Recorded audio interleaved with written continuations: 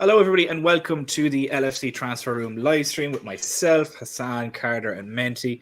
Thank you guys so much for joining us for this Manchester City and Liverpool match preview, for where we'll be discussing a number of different topics today, including some predictions towards the end, but some housekeeping before we get into everything. If you haven't already, please make sure to like and subscribe. It really does help the channel out.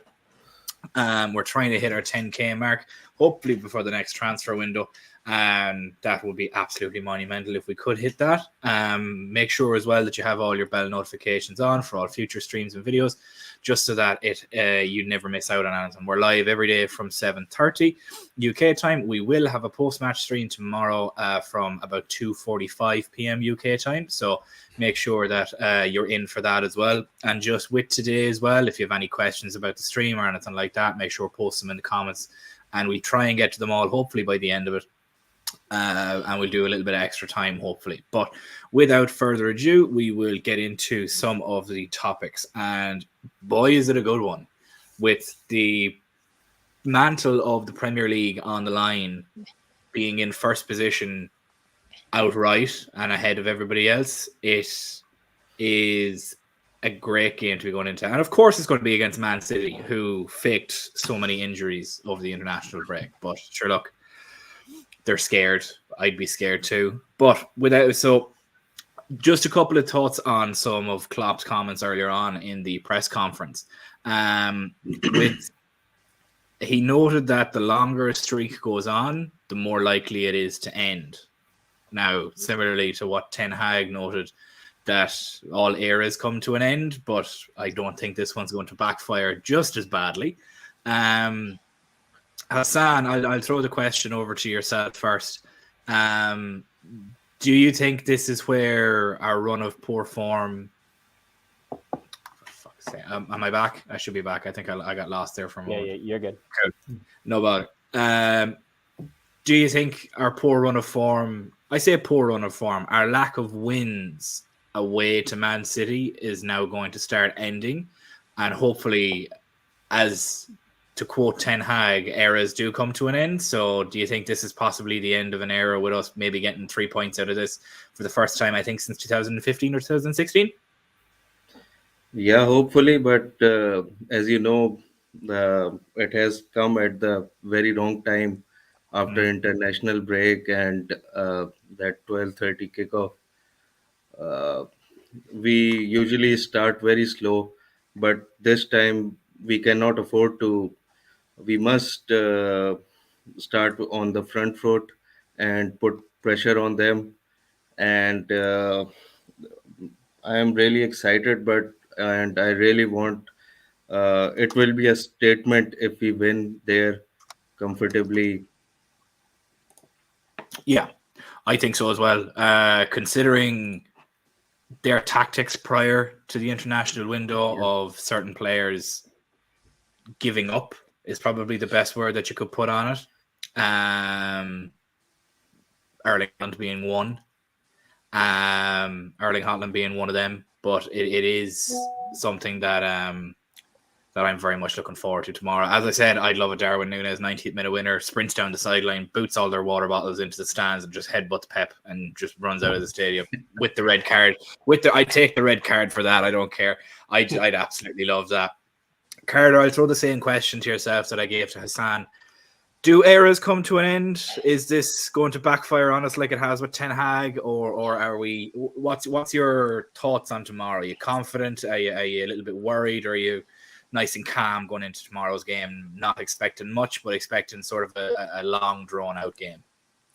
Well, as you said, with things coming to the end, if you think about our sort of runs in the season, where did we win 26 in a row? We then lost to Watford. The home streak ended to Burnley. So certainly worse teams than us have ended big teams' runs and records and come from unexpected places to win. And I think for us, a big positive is, although City have had rest, if you look at someone like Harvey Elliott, he'll be as confident as he's been all season, coming in from that international break with two great goals in play and one great free kick. You look at Szoboszlai, he'll be very confident after having dragged Hungary through. Gakpo got some minutes, got a goal. I know it's against Gibraltar. Luis Diaz obviously great 2 goals. So I think a lot of our players will just be really confident, will be ready, they'll be in rhythm, and they'll be ready to be going. When you think of someone like Haaland, he's got the dropping out of the Euros hanging over him. Obviously, it probably won't really affect him, but all those guys haven't played, or maybe their team hasn't done as well, whereas all our players are coming back from great international performances. Yeah, exactly. And speaking of form, Menti, we have Darwin Nunez, who decided to go off again while on international duty. Realistically, it's I'd love to see him score. Klopp in his press conference earlier today said he'd love to use Darwin more, but he needs to see him at training today and discuss it with the coaches. Do you see Darwin starting tomorrow? Do you see any of our South American contingent starting tomorrow, or maybe would you see Darwin coming on as a super sub kind of a thing? Nah, I think Darwin has to start tomorrow. He has to. The way he's been playing has been incredible. I watched all the South American games, and the confidence for him is at an all-time high. He's been getting mentored by Luis Suarez. If you look on like Instagram or any of the Uruguayan page, it'll show that. He's been with family, friends, just visiting and all. He has to start. I know Klopp doesn't like starting Nunez after an international break, but for this game, I think people might see the Klopp that the fans see, because, you know, usually they make fun of his misses. But this could be a statement game for us, just because we can't go strong for 20 minutes and then just give out, because that's what we usually do against City away. But for 90 minutes, if we play good and we win this game, that's going to be a huge confident booster going for the rest of the season. It could literally be a season-defining game if we win.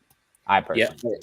I think so as well. I know it's only November, or the end of November, should I say? But it's this, like, as we've seen so many times over the past number of seasons, the league has come down to 1 point or 2 points, and games against the team that we've only lost by 1 point or 2 point could be very crucial, especially towards the end of the season. And City seem to be a little bit more susceptible this season to attack, and if you actually get at them. And realistically, as much as we like to joke about Chelsea took them to the cleaners before the international break. It was very impressive to watch them. Cole Palmer, I think it was a bit of a revenge game for him, and I think Darwin Nunez might be feeling the same thing, considering how much he was compared to Haaland in the first season.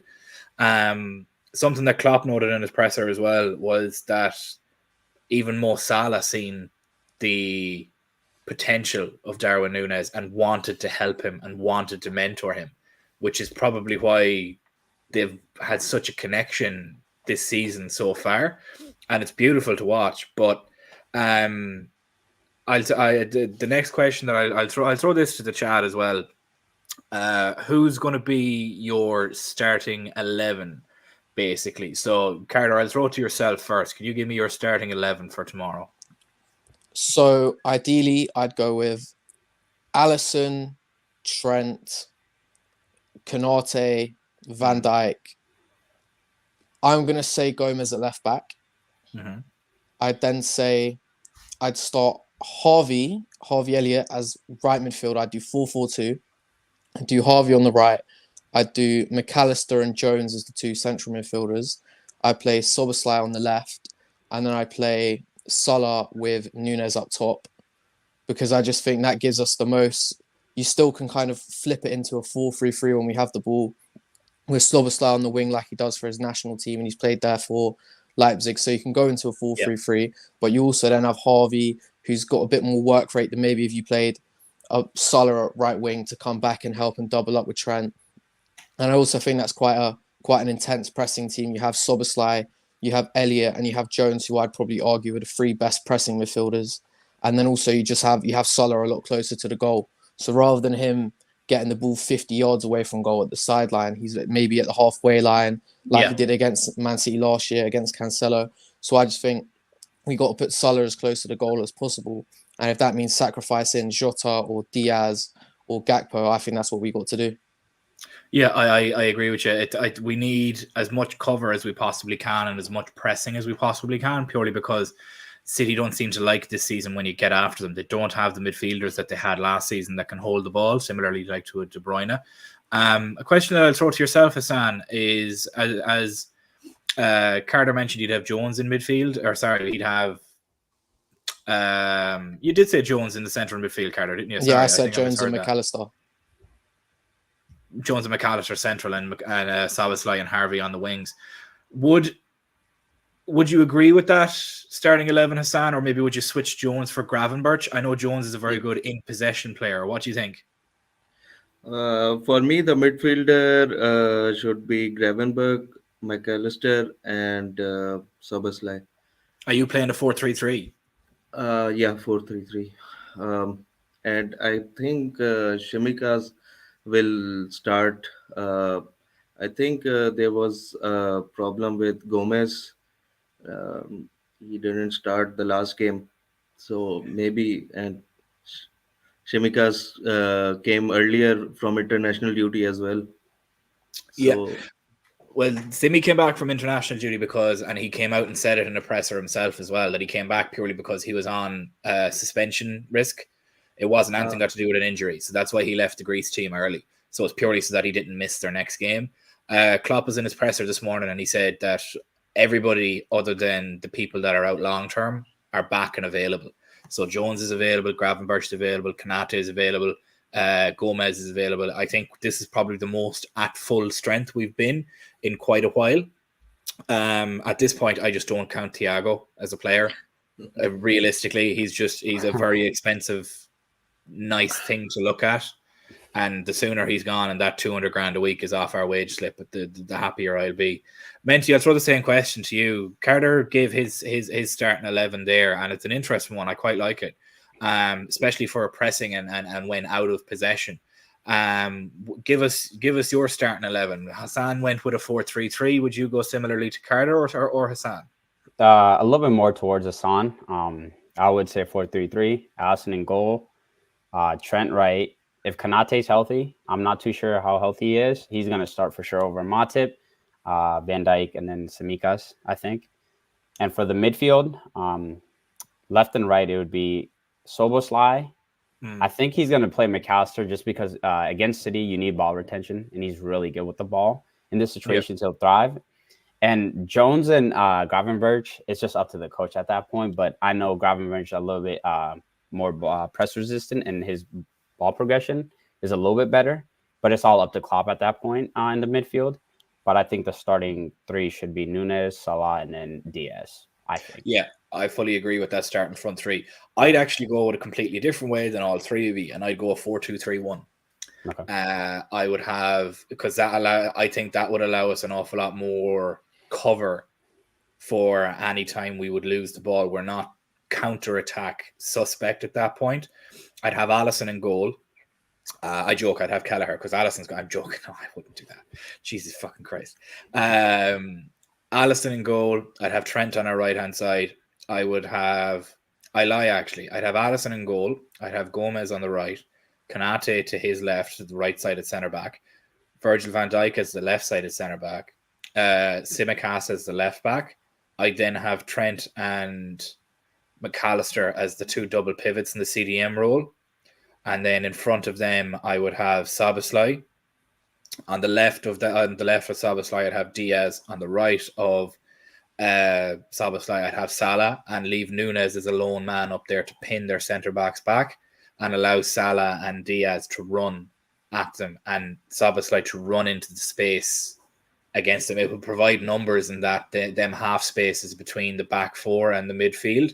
I think that would probably be the best way to go about it. And also it would allow, when in possession, either Trent or McAllister can push forward and play a 1-3-2 or a 1-3 or to go into a box midfield that way. It'd be absolutely, I think that would probably be the best. It would also play into the strengths of both Trent and McAllister playing as a double pivot, because as a lone CDM, I wouldn't they're not an out and out six themselves, either one of them.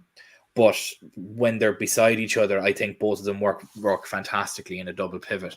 Stefan Bajectic, I'm assuming you're asking about the injuries, Jen. He's still out long term, similarly to Thiago. It's growing pains, essentially. He's going to be a monster. Like he's what is he, 19, 20, coming up to that now at this point. It's he's still out long term at the moment, but I think it's more they're trying to stop something that's happened to Højlund in that he kind of hit a growth spurt and played too quickly, which led to stress fractures. So this is them avoiding that and allowing his body to develop naturally. Like the male body itself doesn't stop growing until you're like 25. So he could turn around and fill out and just be a 6'2" monster that'll be destroying people in midfield, like a Mascherano was back in the day. And also, Jen, I appreciate it so much. Thank you so much for the £1.99. Evening, boys. Great show, and long live King Kev. I'm absolutely delighted that you mentioned that, because I hope you were there on Wednesday to see him and the little video that we put out. Unfortunately, if you go back and watch it, we had to take it off because we got copyright striked.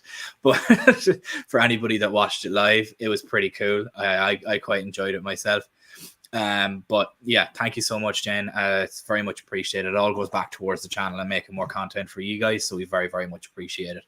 I kind of contradicted myself in my starting 11, because I did the predicted 11, but I suppose the one that I gave is the one that I would like to see, and I think the one that I would probably go with against City, who seem to be like possession-based football. But I'm not Klopp, unfortunately. But give us a couple of your thoughts on our starting. Give us a couple of your thoughts, guys, in the chat as well, about our starting 11s, of what you think if you change them around. I see Abdullah's one here where he mentions Alisson, Trent, Konate, VVG, Tsimikas, McAllister, Szoboszlai, Gravenberch, Nunez, Jota. That's an interesting one with Jota. I can see the only problem I have is the South American contingent, but they were all training in full team training earlier in the week. So one would assume that they're all good to go. But again, that's going to come down to a last-minute decision. But thankfully, it's a 12:30 kickoff tomorrow, and anybody who's in Fantasy Premier League will get leaks well before the 11 p.m. deadline. So for who to start and who not to start.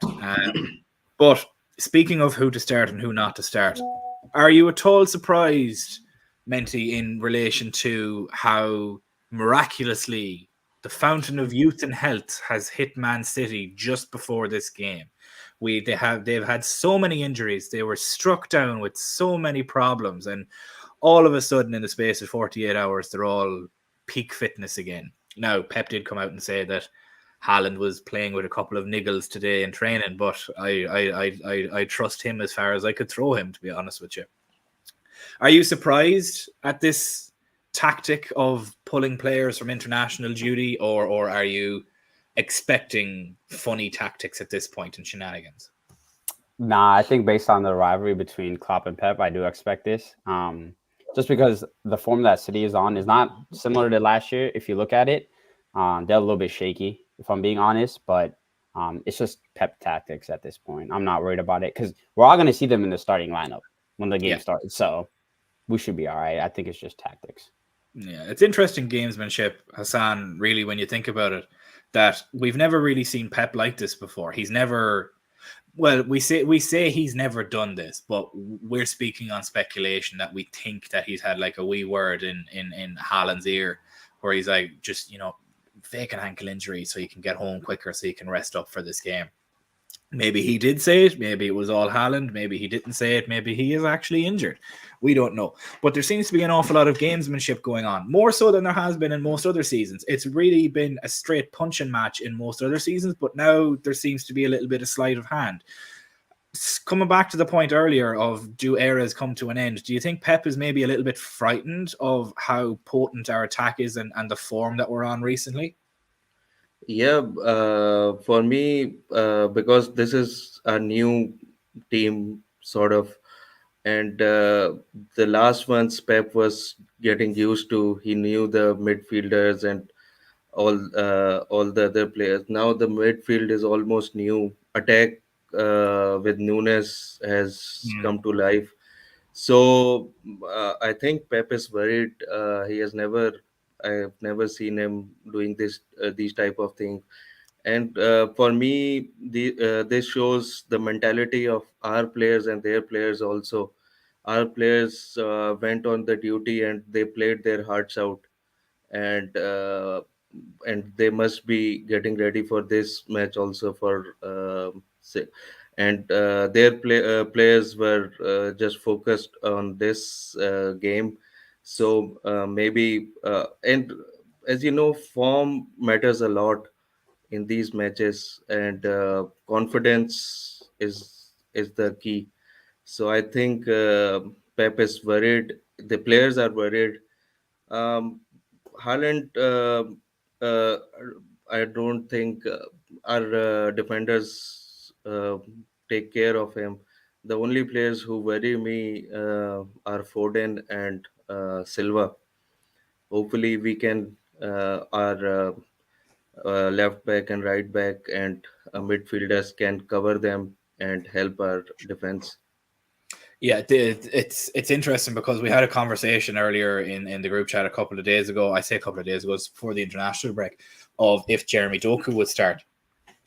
And Carter, that is one that is to be worried on because he can play both wings. So if he was to start, who would you be more concerned of him going up against? Our left back or our right back? I suppose it depends on who starts really. But in your starting, you had Gomez as the left back and you had Trent as the right back. So who would you be more worried about him facing? Well, I think because we're not, there'll be stages where obviously we have a lot of the ball, but I think for City there'll be bits where they're penning us in, and I feel like if you have Gomez, because obviously Doku's right-footed, if he's going more to the byline against Gomez and Gomez is having to go onto his left foot, I might be more worried. And also depending who plays right midfield, who's going to help out Trent, is probably going to be Szoboszlai, so I'd probably be more worried about him being on the left. But I do think it's quite interesting when you look at a lot of the teams that Pep plays.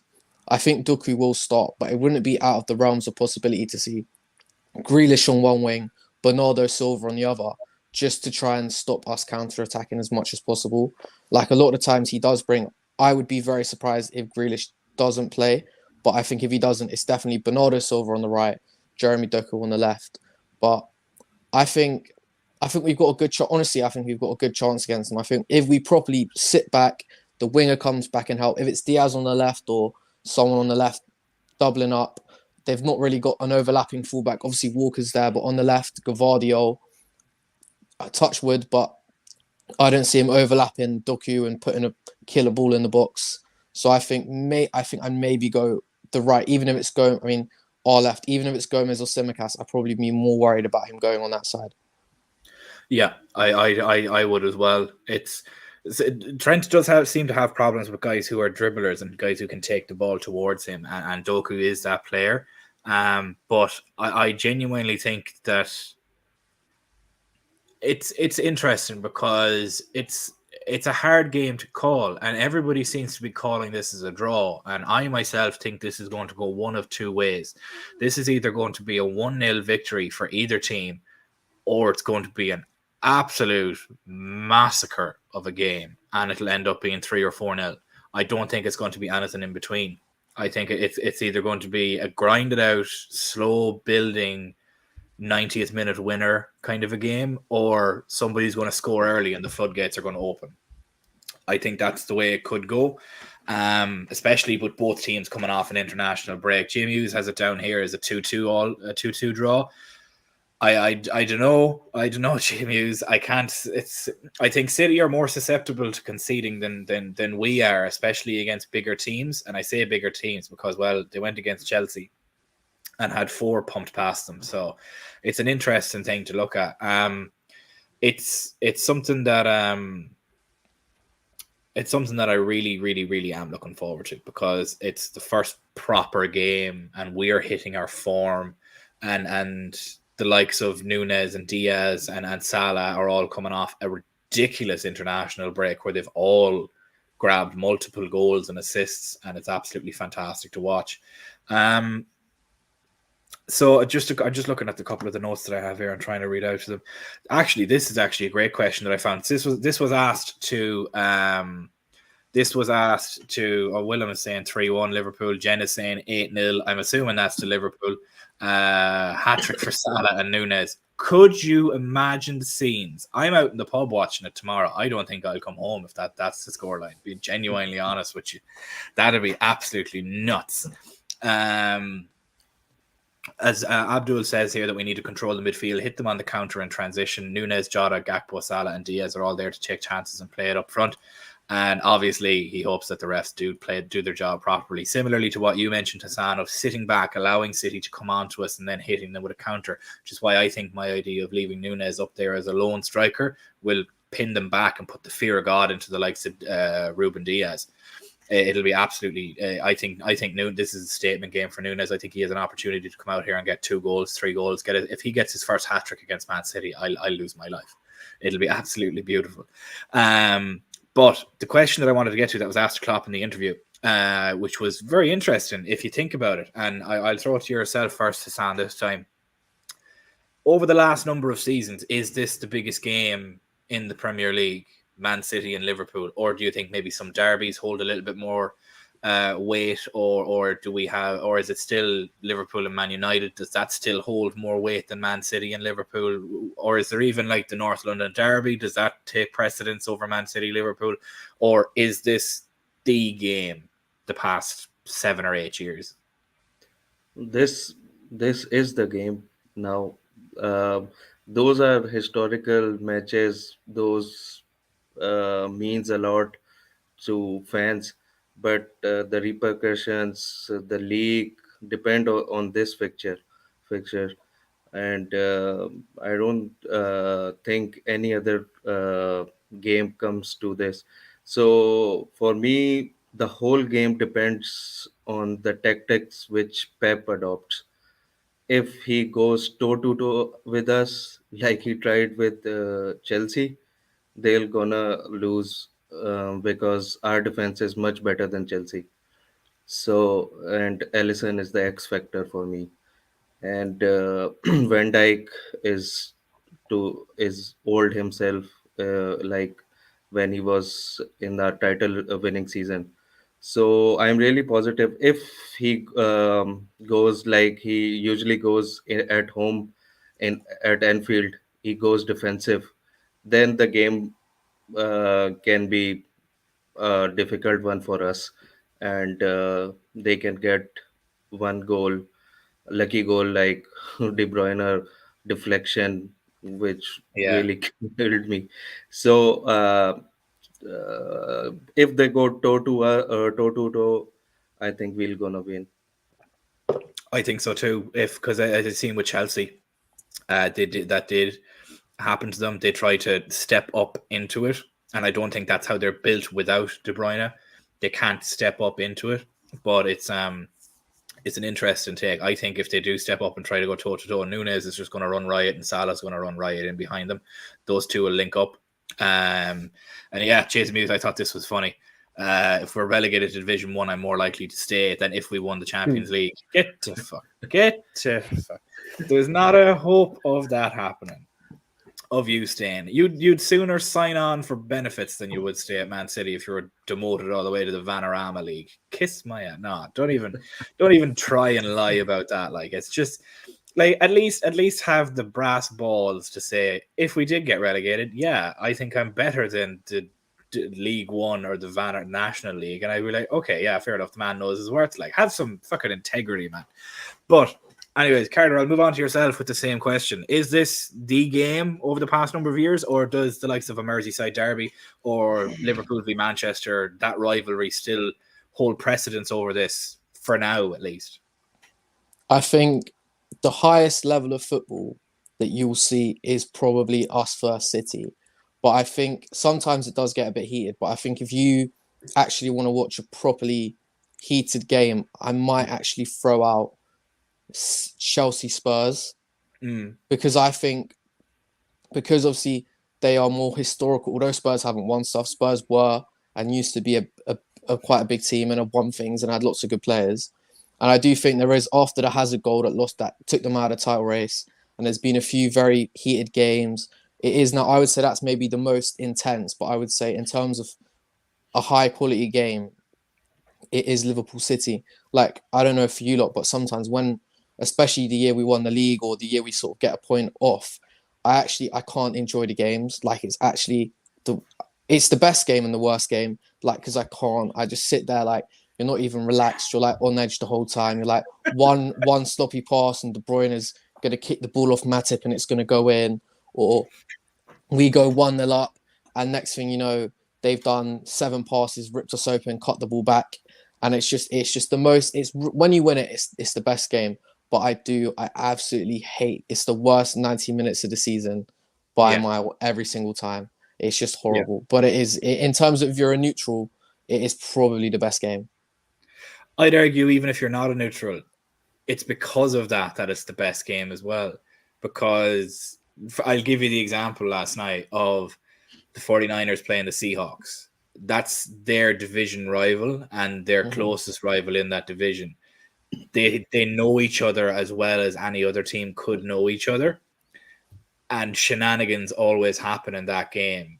Case in point, there was an interception that was thrown, and then all of a sudden the game was cut from a 3-score lead to a 2-score lead, and then they started getting momentum. And I'm there at 3 o'clock in the morning shitting bricks thinking, am I going to have to wait up till 4 in the morning to watch my team blow a 3-score lead? And thankfully that didn't happen. But it's those kind of games that really, really, really, as a fan of either team, the fact that your heart rate has gone over 120 beats a minute just shows how great of an entertainment it is. Menti, I'll throw the same question to you. Would you be in agreement with us? Carter mentioned Spurs and Chelsea. There's other derbies as well, like the likes of the Arsenal and Chelsea, Arsenal and Spurs. We have the Merseyside derby too. We have plenty of other derbies that go on around the league as well that will contain some fairly heated games. But it's which do you think is the game over the past number of years? Has it changed? Like we have our Man United and Liverpool rivalry that goes back as far as the early 2000s. Even when we were terrible at those times, we still got up for that game. And now I think it's United just failing to get up for their end of the game this time. But what do you think? Is there a particular game that you feel stands out among the rest, or is it just Liverpool and City?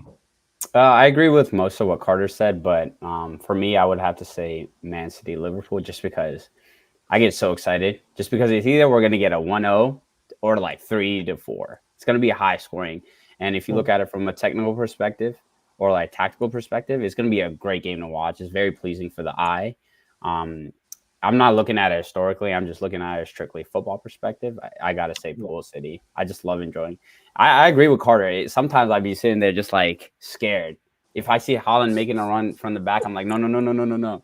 But yeah, I would say Pool City for sure. I'm the same. Like I'm going to be sat in the pub tomorrow and I'm going to be, the pint is going to be in my hand and it's just this. It's just going to be shaking. It'll be halfway gone by the time I even attempt to take a sip of it.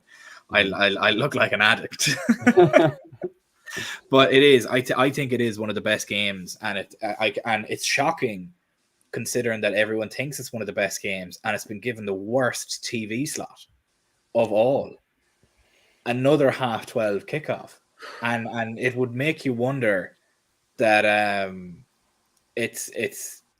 it'd make you wonder why. Like, fair enough if you want to disenfranchise Liverpool. We get that. It's an us against the world season, and I'll get more into that point later on. But fair enough if you want to slide us and you want to, maybe stick it to us and make it more difficult to us. But money makes the world go round. And if you had that in a primetime TV slot, you'd make so much more money. Have that as the last game of the day at the 5:30 kickoff. Mm-hmm. It does. Everybody's still coming back from international break. That extra 5 hours may not make much of a difference to any players that are coming back. Or even if it does, you get the best players against the best players, and nobody has an excuse at that point.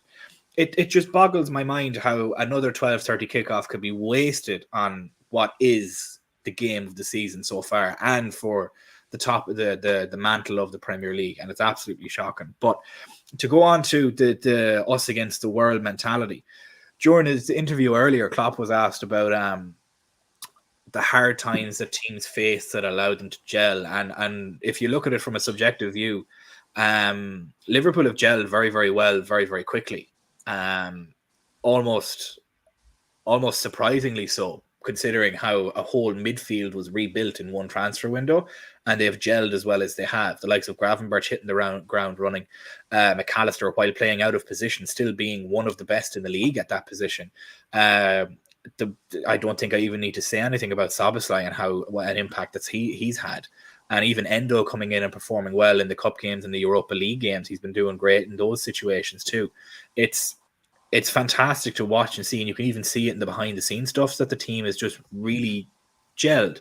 Klopp said that he thinks the hard times at the start of the season gelled this team together, playing with 10 men, playing with 9 men, the loss to Spurs, the adversity that was faced at the start of the league. Carter, do you think this kind of adversity has, for lack of a better term, awoken a beast that is Liverpool, that forced us to gel and has made us gel and become better and a better cohesive unit, and has sort of skipped over that growing pains period?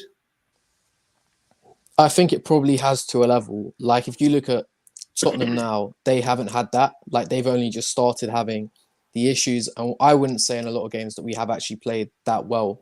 And we've obviously had a lot of issues. And it's easy when you come in and you win every game and it's just rolling. But when players like Szoboszlai and Gravenberch and McAllister have had to come in and be like, oh, we're not winning, I can't take my foot off the pedal, it's intense, it's fighting to the end of every game, I think it has probably accelerated us like along sort of the process. And I wasn't alive when this happened, but with like the class of sort of 92, sometimes you can have a lot of young players come in, as long as you've got Eric Cantona, Mohamed Salah, or you've got, and people might laugh at this, but he did score like 20 league goals, Steve Bruce, Virgil van Dijk. Like, when you have enough really good older players, you can kind of get away with having quite a young, inexperienced squad. And I think also at the same time, you look at a lot of them, Gravenberch, youngest Ajax player, so he's used to it. Szoboszlai, captain of his country. So I do think there is almost an overemphasis on that. I do get the gelling part, but I think they're all sort of top players, and top players will play well together. Yeah, I think so. I think it's a multitude of things that have come together. It's professionals in their field that are the best in the world at what they do, and they've come to Liverpool to perform, and the hardship at the start of the season has just solidified it a little bit more than what was already there. Hassan, are you in much of an agreement with Carter that it's one of the reasons that we've gelled so well and that the chemistry is there? And do you think, similarly to what I asked Carter, has this sort of poked the bear and awoken a bit of a beast in Liverpool, that it's an us against the world kind of mentality, especially after the Spurs game? Yeah, I agree with Carter. This adversary brought us together because our team was new. They were finding out about each other. But after those setbacks, players get to know each other, how well they act when we are faced with difficulties, how they have backs of each other. And our recruitment is always finding out those type of players as well. So when these things happen, so they find out really quickly about them, each other. So I agree with Carter that those setbacks really gelled us together. Yeah, it's trial by fire, and you're in the trenches together. It's similarly meant to how if you ever worked like as a bartender or as a waiter or as a waitress, that when you're in the quote unquote trenches, that you develop, I suppose probably the best way to describe it is trauma bonding with the people around you, especially considering the likes of, as I said, the 9 men against Spurs. And I think that game, I think, was the statement game of the season. The fact that we outplayed Spurs, who were all talk up until recently, with 9 men, and only for the grace of God that a last-minute own goal won them their 3 points. We could have won that game with 10 men, never mind 9 men. And I think then the team then having a sort of night out afterwards to gel and bond and get a little bit more chemistry going. I think that was what awoke the beast. Do you think it was a different point of the season, or do you think that Spurs game might have been the catalyst that launched us to where we are at the moment? Like, considering we're 1 point off the top of the league with the promise of maybe going top as of 2:30 so tomorrow afternoon. No, it's for sure that Spurs game. Just because, as fans, when we saw them just as 9 play like that, I was so surprised. I'm not gonna lie to you guys. I was like, oh my gosh. That's when I knew. I was like, okay. I was expecting top 4, but after I saw that, I expect these guys, you got to have high standards at some point. I think it was a great like bonding moment. And then like you said, reports came out that they went out, etc. You see like their friendships. If you look at any of their videos on YouTube, they're like Virgil's leadership, amazing. Love Hendo, but last 2 years it was a little bit shaky. So I think it's just a little bit different for the younger guys. But yeah, no, I think it's going to be great. It's definitely the Spurs game that changed it for us. Yeah, it's as I said, trauma bonding. They all left. They're all out there, and you could see it that the second that poor Joel Matip the goal went in, and just everybody just collapsed, and it was as if they'd just run a marathon, and it was sad to watch, and we all just kind of went, well, shit, that kind of a way. But anybody that's played a game or played professional or played amateur sports, I say played professional sports, played any competitive game, whether it be football, basketball, rugby, cricket, badminton, bowling, whatever it may be, when it's a tight game and you're already disadvantaged and you end up just losing after putting in your all, especially when you're disadvantaged, it's crushing. But it's nice to see that we rebounded back from that, and now we're possibly going to the top of the league. And James, I completely agree with you. I was so proud of our performance that day. I had absolutely no faults for anybody, and I think the fact that no faults came from it is just due to the fact of the VAR farce that came into play. It's interesting. It's an interesting thing to think about, the psychology of it and how professional sports stars can rebound from that. But it is an interesting one. I'm trying to see is there anything else here in the notes that I have, because I took down a load of stuff from the interview earlier. Klopp was asked actually about our poor run of form at the Etihad, and I know I touched on this a little bit earlier. I'll get to Willem's question first, actually, of that. We answered it already. Willem, I don't know if you were here. It was one of the topics that Carter mentioned. It depends on the side that he's going down. So Carter, I think you said you think that if it'd be Grealish and Silva, that'd be starting. But it could also, if Doku, you think Doku is going to be down the left, is what Carter you mentioned. I'd be worried of Doku going down the left against Trent, because Trent just doesn't really deal with dribblers all that well, Willem, to be honest with you. I think everybody else was in somewhat of an agreement. I don't think Doku starts, in my own opinion. I think he, as Carter mentioned, he was very right in saying that if and Hassan as well, I think it'd be the likes of a Grealish and a Silva to try and prevent a counter-attack. And as Hassan mentioned, if Pep tries to go toe-to-toe similarly like how we did with Chelsea, we have a better defence than Chelsea. So that will only go even worse. They won't get 4 against us if they decide to go toe-for-toe. So it is an interesting one. It's I just can't wait. I want it to be 12:30 tomorrow already. Not for the fact that I'm going to be sat in a pub drinking, watching the game, but more so I just want to get it over with and get the stress over with. It's going to be chronic. We're coming up to basically time at this point, so we'll get in touch with a couple of questions. Guys, if you have any questions, please do leave them in the comments. We will get to them at this point. Now we'll do a little bit of extra time before we finish up and before we let you guys go for the evening, and we will get ready for the game tomorrow. But the first one that's here comes from Andy Nugent of Kwanzaa or Ignacio for Joel Matip. Could you clarify that a little bit? Because would you rather one of them to replace Joel Matip, or because to be honest, I'd like both. I want to be greedy about it, but I'll throw it to the panel as well. But if you could clarify that a little bit in the comments, Andy, just how what you mean by that. Like, is it either or is it who you would like in that position? Because I'd rather just have Inacio on the left where Virgil is, and move Virgil maybe across, or even Inacio to the left of Virgil. But clarify that and we'll come back to it. The other question then is from JMU's, that the interest in Leroy Sané is concrete. Fabrizio Romano and other reliable sources, CF Bayern, saying it as well. But we won't sell Mo in January. But there is crazy money being talked. Hassan, is there a world that you said, or is there a world that you see Salah leaving in January? or do you see him staying until at least the summer? Because there's also rumors of him signing a new 1-year deal as well. I think he'll stay. He's a really ambitious guy, and he wants to break all the records he can get his hands or foot to. So I don't think he'll go just for but not now. And Sane will be interesting, but these players, especially the Bayern ones, usually do this for better contracts at Bayern. Yeah.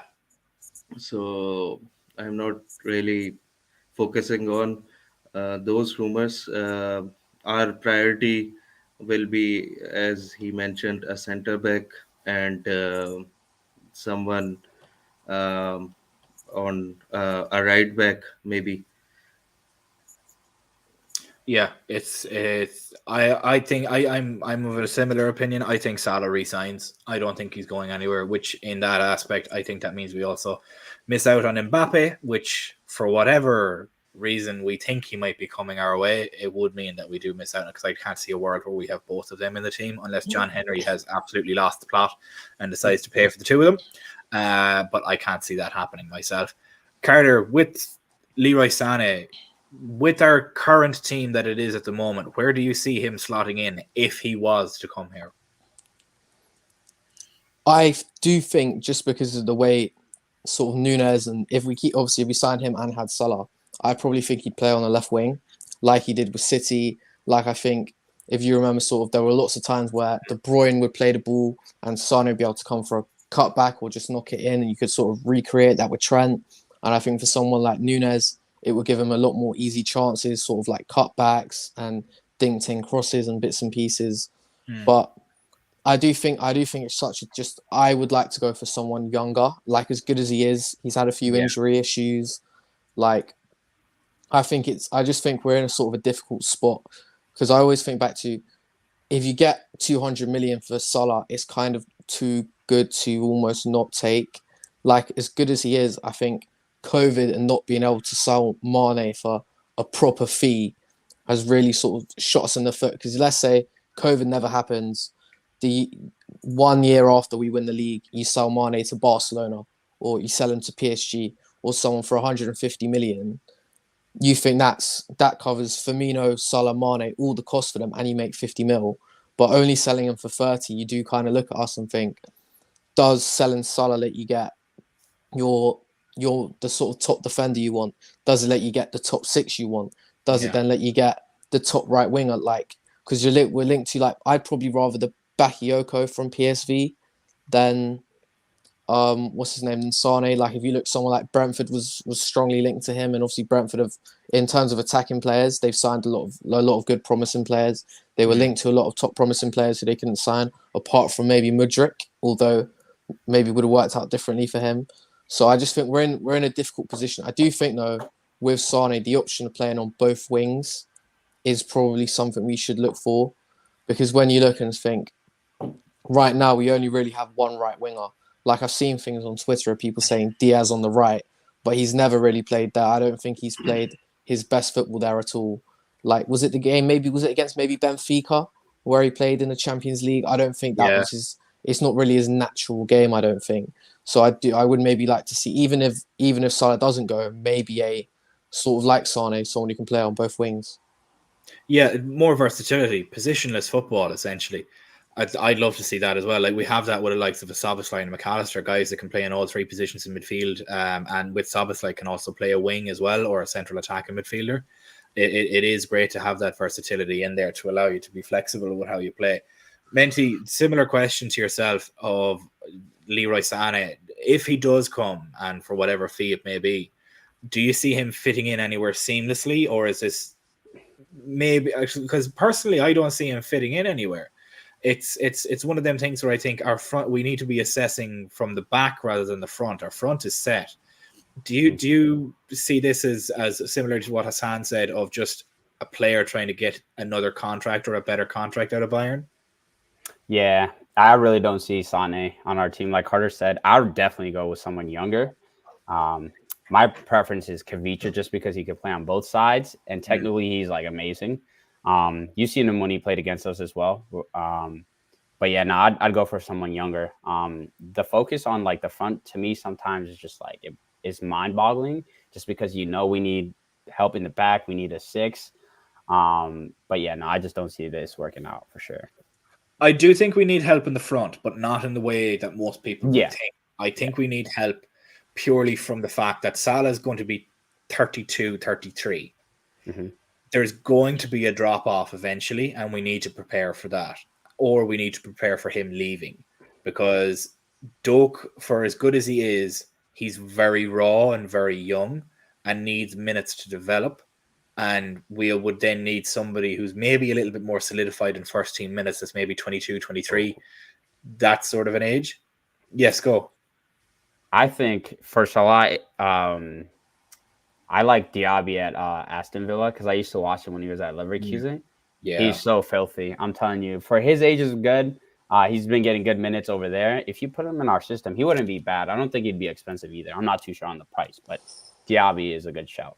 Yeah, I don't think he'd be too expensive either. But again, you're going to be looking at a Premier League to a Premier League team selling. They're obviously not going to let him go cheap. He is a standalone player with them at the moment, along with Bowen. And the two of them are kind of their 1 and 2 punch. So I can't see him being let go for any sort of an affordable fee myself. Yeah. But I do agree with you. He'd be a fantastic addition.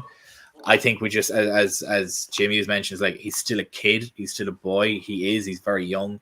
And he's going to fill out into his body, and he's going to grow a little bit too. So it's, for all the bundles of talent that he has and the potential he has, similarly to a Harvey Elliott, like, the kid's only 20. There's 10, 15 years of playing left in them. So it is a very interesting one to see. I think we need to get somebody in there between 22 and 25 and let Doak continue to develop. And then by the time Doak is ready to go at the age of 22, 23, to step into a proper starting role, maybe he might steal it sooner than that. But by the time Doak is ready to get into that starting role, the guy who we would have signed as 22, 23 would be 27, 28 and could be sold on for quite a nice price at that point. If that was the business that we were trying to do, he'd be that particular player would be possibly hitting their prime at that point. The other question then that I want to get to is that this one from Jace. We don't seem to have spoken an awful lot about Gakpo outside of his goal against Gibraltar. Is it that people possibly are sleeping on Gakpo, Hassan, or is it that just maybe the emergence of Darwin Nunez has kind of quelled Gakpo at the moment, and maybe the injury at the early part of the year, he's working his way back, and what kind of a way do you think it is? Are people sleeping on him, or is it more just Darwin Nunez is kind of taking this season by the throat? Not particularly sleeping on him. He's a really, really nice player to have. Just as you know, what Nunes brings, Gakpo is not that sort of a player. Yeah. Nunes is all action, and Gakpo, I would like to see them both playing. Gakpo to hold and give passes to him, because Gakpo is really nice in containing the possession and passing really nice passes. If they play together, it would be really nice. But the system we play, the best three, I think, on form is Diaz, Nunes, and Salah. These are the best option. But Klopp shuffles them nicely. Jota, uh, I really like him because for you can not see him for 70 odd minutes and he comes up with a brilliant goal. He's a really good poacher to have. So we can bring him at the last moments when we need a goal or need to solidify our lead. So Gapco also, we start off on the front foot. When we are in a nice comfortable position, we can bring them so that these two can hold the ball and pass between them. Yeah, I think they're two different types of players. they're like, to put possibly an analogy on it, is like Gakpo is a very reserved, technical, back to the goal player, whereas Nunez is just give me the ball, I'm going to barrel through 5 different people and put it over the bar. Like that's how Nunez kind of plays, and it's both have their positives and both have their cons, both have their negatives as well. Carlo, do you think we're sleeping on Gakpo a little bit, or is it more just a situation of circumstance this year with the injury, Nunez emerging a little bit more, and the midfield issue also? Do you think maybe he should play on the left wing a little bit more? I think the difficult thing is when because obviously I'm assuming you're all on Twitter, probably when he was at PSV, you saw things where it's like Gakpo made 8 key passes today, or I think he had like 15 goals and like 14 assists. Obviously, that's not exact, but he had like a lot of assists, a lot of goals. And I think the issue is now is that if you play him on the wing, I don't think he's good enough as a sort of actually 1v1 like Doku is, where he'll stand you up from 0 and beat you. But I think if you ask him, receive the ball on the half turn, drive us up the pitch, he's really good, and he doesn't really give the ball away. But I think the difficulty is like finding the balance, because I don't think Gakpo, it still is very good, but I don't think Gakpo, Diaz and Salah is that suited, because Diaz is too chalk on your boots on the wing. Gakpo likes to float around, so you have Salah coming in, but you don't have Diaz coming in. And then I think if you play him with Jota on the left, Jota still isn't he does dribble, but he's not much of a dribbler, like in the same way, once again, like he kind of loses the ball a bit. And then I think if you're then playing with Nunez, you have the sort of pace in behind, but then you still don't have the dribbling. So I think it's just a balance issue. I would like to see, as we sort of get better and control games more, and maybe you don't need him to sort of dribble past players. If he has an Andy Robertson going on, he's sort of, I'd expect him to be quite good sort of doing reverse passes or coming in. He's very good on both feet. But I think it's more of it's a balance issue. And I think Nunez sort of allows you to have Diaz on the wing or Jota, just because he's always in the box, and he sort of his dribbling stats are quite low, but he just runs into space and sort of stretches teams a bit more, which is, especially with Salah getting older, that's kind of what you want him to do. So I just think it's a funny one. If you said to me we were going to sign him now, I think he's really good, but I think I would maybe look at a different profile, but I still think he's a really good player. Yeah, he's very much a post-up player, Menti, in that he does play with his back to the goal. He's great on a quick half turn, as Carter mentioned, and he can drive the ball forward that way. He's not the best one-on-one dribbler, so the wing wouldn't necessarily suit him, especially in the Premier League. Diaz, as Carter mentioned, Diaz is very much similar to Doku, that he likes to take a player on, cut inside, and curl a shot in, very similar to how Darwin did against Bournemouth that game with that absolute wonder goal. Do you think that we're sleeping a little bit on Gakpo, or is it a situation of circumstance? He had his injury, he had to play in midfield and a little bit out of position, or did he have to? Is it down to the fact that Nunez basically came out of the blocks sprinting, especially when he got his opportunities and Nunez kind of took them? I just think the reason why he's not slept on, I just think Nunez is more of like a natural center forward compared to Gakpo. Like Carter said, I used to watch a lot of his highlights at PSV. He would literally drop back on the left-hand side when he played left wing, and he would just drive it up. That's what he's really good at. And Klopp keeps playing him in the midfield. I don't know, some fans might not like what I'm going to say, but I think he's horrible in the midfield. I'd rather see him, towards the left wing. And then sometimes I know he's good at holding the ball and driving it. And there isn't a balance between the dribbling, two different perspectives. But I think, I don't know, I just don't know where he's good at right now on the team. Yeah. But preferably, I say the left is the best. If you want someone like similar to Gakpo, I say Yusuf Moukoko at Dortmund. I feel like he's a little bit more natural center forward, and he's good to be right behind Diaz. Yeah, I think Gakpo he's had a bit of a shit run of luck this season. Nunez emerging, he had his injury as well that kept him out for a little bit of period. I don't think he's a terrible midfielder, but I don't think he should ever play there again. My own opinion on it. I don't think he's terrible. He's a great footballer and has a knowledge for the game and can play there. I just think it's really, really, really limiting him on what he can do with the ball at his feet if you play him in a left center or right center midfield role. It limits him so much. He's much better maybe even as a 10, or maybe even has a center forward like a Firmino was, or even like a left-sided striker. Either any one of those positions will be very good for him. But a midfielder is not it. But that is where we are going to leave it for today, guys. We're coming up to the hour mark now. Before we go, we're going to get some score predictions from everybody. Menti, I'll come back to you as you were the one that I finished on the last time. Score prediction for tomorrow. And guys in the comments, give us some score predictions as well of what you think it's going to be.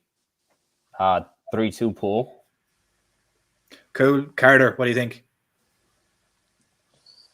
I'm gonna say 3-2 Liverpool. 3-2. Yeah, high scoring game so far. Hassan, are you of a similar vein of thought? Or are you much similar to the likes of Philip here with a 1-1 draw?